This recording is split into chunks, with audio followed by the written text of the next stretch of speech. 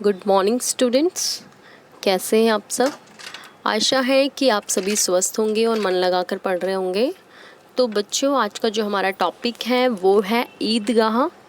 ईदगाह मुंशी प्रेमचंद्र के द्वारा लिखी गई है। यहाँ पे एक बार उनका जीवन परिचय देख लेते हैं। मुंशी प्रेमचंद्र का जन्म सन 1880 में तथा उनकी मृत्यु 1936 में हुई। उनका जन्म वाराणसी जिले के लमही ग्राम में हुआ था।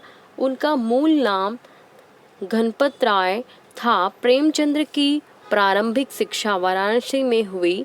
मैट्रिक के बाद वे अध्यापन करने लगी। बीए तक शिक्षा ग्रहण करने के बाद उन्होंने असहयोग आंदोलन के दौरान सरकारी नौकरी से त्यागपत्र दे दिया और पूरी तरह लेखन कार्य में समर्पित हो गए। प्रेमचंद्र के साहित्य में किसानों, दलित, नारियों की वेदना और वर्ण व्यवस्था की कुरीतियों का मार्मिक चित्रण किया गया है। साहित्य की स्वतः सुखाए न मारकर यहाँ पे सामाजिक परिवर्तन का एक सशक्त माध्यम मानते थे। वे एक ऐसे साहित्यकार थे जो समाज की वास्तविक स्थिति को पैनी दृष्टि से देखने की शक्ति रखते थे। उन्होंने समाज सुधार और राष्ट्रीय भावना से ओतप्रोत अनेक उपन्यासों एवं कहानियों की रचना की। उनकी भाषा बहुत सजीव, मुहावरेदार और बोलचाल के निकट है। आगे उनकी रचनाएं हैं। उनकी मुख्य रचनाओं में या फिर प्रमुख कृतियों में मानसरोवर, गुप्तधन, निर्मला, सेवा सदन, प्रेमाश्रम, रंगभूमि, कर्मभूमि, गबन, गोदान ये मुख्य हैं। अब यहाँ पे आपकी जो ईदगाह कहानी है वो शुरू होती है। बाल मनोविज्ञान पर आधारित ईदगाह कहानी प्रेमचंद के उत्कृष्ट रचना और हमारे या फिर इसमें मानवीय संवेदना और जीवनगत मूल्यों के तथ्यों को जोड़ा गया है। ईदगाह कहानी मुसलमानों के पवित्र त्योहार ईद पर आधारित है, जो कि शीर्षक से स्पष्ट है।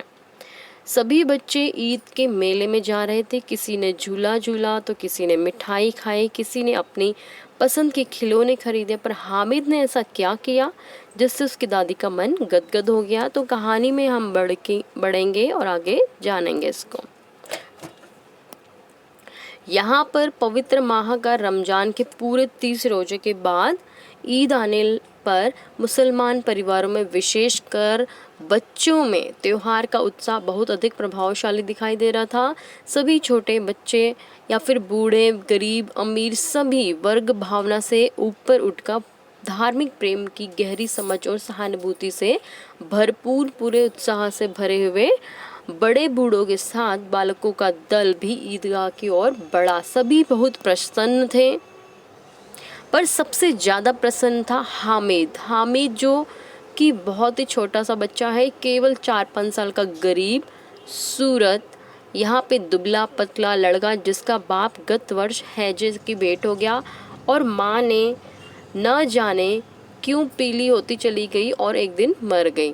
हामिद जब अपनी बूढ़ी दादी अमीना की गोद में सोता था, अपनी पहले जितना प्रसन्न भी रहता था, उस नन्ही सी जान को तो यही बताया गया कि उसके अब्बा जान रुपए कमाने गए हैं और अम्मी जान अल्लाह मियाँ के घर में बड़ी बड़ी अच्छी अच्छी चीज़ें लाने गई है खाने के लिए। इसलिए हामिद की प्रसन्नता में कोई कमी नहीं थी। आगे बताया गया है। अब यहाँ पे हामिद के सभी दोस्त यानी कि मोहम्मद, मोहसिन, नूरे, ये सभी जो इसके दोस्त थे हामिद के, वो अपने घरों से बहुत सारे पैसे लेके आ गए। अब यहाँ पे जब वो बाज़ार के लिए यानी मेले के लिए निकले तो अपने पैसों को देखकर बड़े खुश हो रहे थे। और उसी के विपरीत यहाँ पे अमीना के पास केवल 5 पैसे थे। वो बहुत दुखी थी कि मैं इसको पैसे कैसे दूँ, बल्कि उसके दोस्त 12-12, 14-14 पैसे लेके गए थे साथ में। तो यहाँ पे कुल वो उसको 3 पैसे देती हैं और उसको बाज़ार के यानी कि मेले के लिए रवाना करती हैं। यहाँ पे अब ईद का दिन शुरू हो चुका है। यहाँ पे सबसे पहले यहाँ पे लोग आपस में नमाज़ पढ़ते हैं, फिर आपस में गले मिलते हैं। इस प्रकार जो गले मिलने के बाद जो मेला है वो शुरू हो जाता है ईद का। यहाँ पे जब वो यहाँ पे दिख रहा है आपको हामिद, तो हामिद जो अपने दोस्तों के साथ मोहसिन, नूरे, सम्मे ये सब के साथ पहुंचता है वहाँ पे, तो देखता है कि वहाँ पे बहुत चहल पहल होती है। हामिद के मित्रों के पास खर्च करने के लिए पैसे ही पैसे थे, परंतु खुद हामिद के पास सिर्फ 3 पैसे थे। आकर्षण के कई स्थान थे, आकाश की सैर कराने वाला हिलोड़ा, है ना, हिंडोला, चरखी और अनेक प्रकार के मन भावक खिलौने बच्चों की अपनी तरफ खींचे चले आ रहे थे।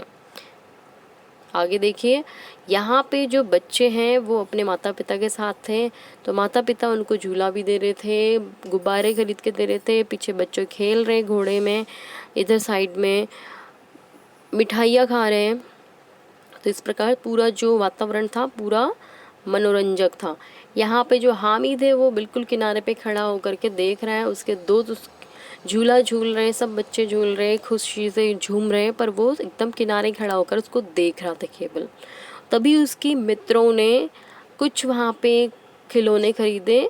मोहसिन ने, मोहम्मद ने, नूरे ने, सम्मी ने, सब ने खिलौने खरीदे, पर यहाँ पे जो हामिद है उसने कुछ नहीं खरीदा, क्योंकि उसको पता है कि उसके पास सिर्फ 3 पैसे और 3 पैसे में उसको ऐसा कुछ खरीदना है जिससे कि उसकी दादी माँ खुश हो जाए। अब यहाँ पे हामिद, जब उसके मित्र मिठाइयाँ खाने लगे तो हामिद उनको कहता है कि मैं मिठाई नहीं खाऊंगा, मिठाई से बहुत सारी बीमारियाँ हो जाती हैं जिस वजह से हम और स्वस्थ नहीं रह पाते। पर यहाँ पे मोहम्मद जब उसको ललचाने के लिए मिठाई उसकी ओर बढ़ाता है, तो फिर वो आगे बढ़ के खाने के लिए आता है, पर तभी वो पीछे हटा लेता है, जिस वजह से सारे जो मित्र होते हैं उसके हंसने लग जाते हैं। हामिद को बहुत बुरा लगता है। हामिद कहता है कि मैं मिठाई नहीं खाऊंगा, मुझे बीमार नहीं होना।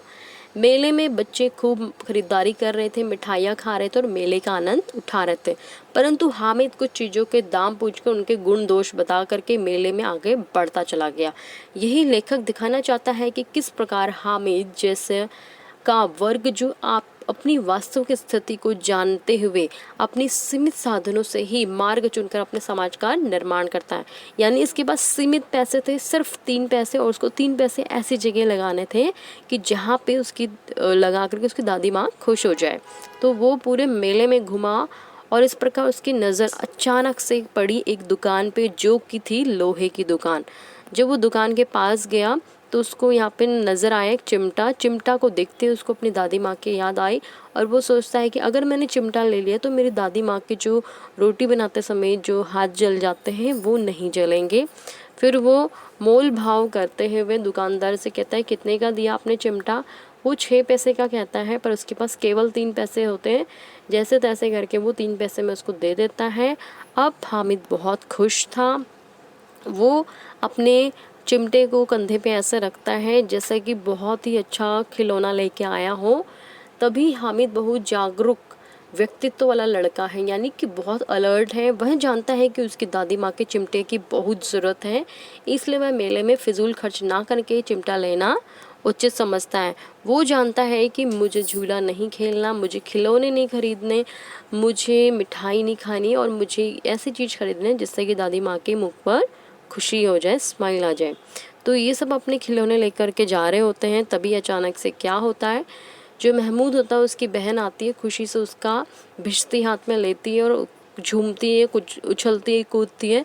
तभी अचानक से वो गिर पड़ता है ज़मीन पे, धड़ाम से टूट जाता है, उसके टुकड़े टुकड़े हो जाते हैं। वकील भी ज़मीन पे गिर जाता है, टूट जाता है। पुलिस की भी एक टांग टूट जाती है। इस प्रकार से मतलब जो खिलौने होते हैं सब चकनाचूर हो जाते हैं, पर एक चीज़ हमेशा जीवित रहती है, वो थी हामिद का चिमटा। जब हामिद अपनी चिमटे को लेकर के दादी माँ के पास पहुँचता है, हामिद जब चिमटा लेकर आया तो उसकी दादी माँ बहुत गुस्सा हुई। तब हामिद अपराधी भाव से कहता है, तुम्हारी उंगलियां तवे में जल जाती हैं, इसलिए मैंने इसे लेकर आया हूँ। यह सब सुनते ही जो अमीना होती, जो कि उसकी दादी हैं, अमीना की आंखें भर आती है और बहुत ही दुखी होकर के बहुत ही ऐसे अपना ममता दिखाते हुए उसको गले से लगा लेती हैं और फूट फूट के रोती है। हामिद ने यहाँ पर बूढ़े हामिद का रोल निभाया है और बूढ़े अमीना ने बालिका का रोल निभाया है। वह रोने लगी और दामन फैलाकर हामिद को दुआएं देने लगी। यह मूक स्नेह था, यानी बिना बोलने वाला स्नेह है। यहाँ पे मूक मतलब कुछ भी नहीं बोला, पर यहाँ पे उनका स्नेह आसानी से समझ में आ रहा है। यह खूब ठोस रस और स्वाद से भरा हुआ था। अमीना आज बहुत खुश थी और हामिद भी अपनी दादी माँ को चिमटा दे करके बहुत ज़्यादा खुश था। आशा है कि आपको ये कहानी और कहानी का जो भाव है, जो संदेश है, वो आपको समझ आया होगा। ईदगाह आपका ये जो पाठ है वो प्रश्न देखिए गृह कार्य में ईदगाह पाठ का सार अपने शब्दों में लिखिए। तो बच्चों आपको ये जो कहानी मैंने बताई है वो आपको अपने शब्दों में लिखनी है और इसको अपनी कॉपी में लिखना है और याद भी करना है। ईदगाह ये मुसलमानों का त्यौहार है और इसको बहुत ही ज़ोरों शोरों से मनाया जाता है। और यहाँ पे जो ईदगाह है वो एक मेले की तरह है जहाँ पे हामिद और अमीना इन दोनों की स्नेह को दर्शाया गया है। हामिद केवल 4-5 साल का बच्चा है जो कि इतना बड़ा काम करके दिखाता है, यानी कि वो अपने भूख प्यास सबको त्याग देता है, खिलौने त्याग देता है, इच्छाओं को दफना देता है, पर वो अपनी बूढ़ी दादी माँ को खुश करने के लिए एक ऐसी चीज़ लाता है जिसको वो कभी सोच भी नहीं सकती थी। और वो जब जानती है कि हामिद ने पूरी सुबह से कुछ नहीं खाया, भूखा प्यासा घूम रहा है मेले में, तो उसकी आंखें बहुत नम हो जाती है। तो ये जो स्नेह था, मूक स्नेह था, ये पूरे पाठ में हमें एक स्नेह को दर्शाती है, दादी माँ और उसके पोते के बीच का स्नेह। ईदगाह पाठ का नाम इसीलिए पड़ा क्योंकि ये ईदगाह पर होने वाले मेले का एक वर्णन था। तो बच्चों आप मुझे आशा है कि आप ये कहानी को आसानी से लिख लेंगे। अब आपका ये गृह कार्य आपको स्वयं करना है। अगली कक्षा में मिलेंगे हम इसी पाठ के प्रश्न उत्तरों के साथ। तब तक के लिए धन्यवाद।